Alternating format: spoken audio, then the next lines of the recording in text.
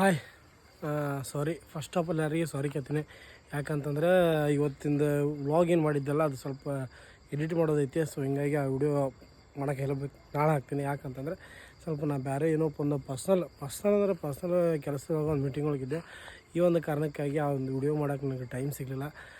ಅದರ ಸಲುವಾಗಿ ಅದು ಸಂಬಂಧ ಅಂತೇಳಿ ಒಂದು ಸಣ್ಣದ ಒಂದು ವಿಡಿಯೋ ಮಾಡಿಬಿಟ್ಟು ಹಾಕಾತೀನಿ. ಸೊ ದಯವಿಟ್ಟು ಸಾರಿ. ನಾಳೆ ಎಷ್ಟೊತ್ತಿದ್ರು ಅದು ಅಪ್ಲೋಡ್ ಮಾಡ್ತೀನಿ. ಆ್ಯಕ್ಚುಲಿ ಯಾಕಂದರೆ ನಾನು ಅಪ್ಡೇಟ್ ಡೇ ಬೈ ಮಾಡ್ಕೊಂಡು ಬಂದೀನಿ.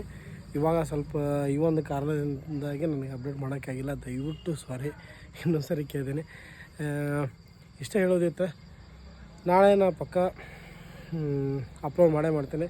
ಇಲ್ಲ ಅಂತಂದ್ರೆ ಏನಾಕೈತೆ ಗೊತ್ತೇನೆ, ಯಾವಾಗಲೂ ಯೂಟ್ಯೂಬ್ ಒಳಗೆ ನಮ್ಮದು ಡೈಲಿ ಅಪ್ಲೋಡ್ ಹಾಕ್ಕೊತಿದ್ರೆ ಅದಕ್ಕೊಂದು ಅರ್ಥ ಇರ್ತೈತಿ. ನಾವು ಯಾವಾಗಾರು ಅಪ್ಲೋಡ್ ಮಾಡ್ಕೊತಿದ್ರೆ ಆಗಂಗಿಲ್ಲ. ಈ ಒಂದು ಕಾರಣಕ್ಕಾಗಿ ನನಗೆ ಇದೊಂಥರ ಒಂದು ವಿಡಿಯೋ ಮಾಡೋದು ಬಂತು. 1-2 ನಿಮಿಷ ಮಾತಾಡ್ಬಿಟ್ಟು ಅದನ್ನು ಅಪ್ಲೋಡ್ ಮಾಡು ಅಂತಂತೇಳಿ ಸಾರಿ. ನಾಳೆ ದಯವಿಟ್ಟು ಇವತ್ತೇನೇ ಐತಲ್ಲ, ಆ್ಯಕ್ಚುಲಿ ಯಾಕಂದ್ರೆ ಟೈಮ್ ಹೋಗ್ಬಿಟ್ಟೈತಿ. ಈ ಟೈಮ್ ಇರೋಗಿಂದ ನನಗೆ ಅದು ಅಪ್ಲೋಡ್ ಮಾಡೋಕ್ಕೆ ಎಡಿಟ್ ಮಾಡೋಕ್ಕೆ ಟೈಮ್ ಇಲ್ಲ. ಸೊ ಹಿಂಗೆ ಕಾರಣಕ್ಕಾಗಿ ನಾನು ಅದನ್ನು ನಾಳೆ ಮಾಡ್ತೀನಿ.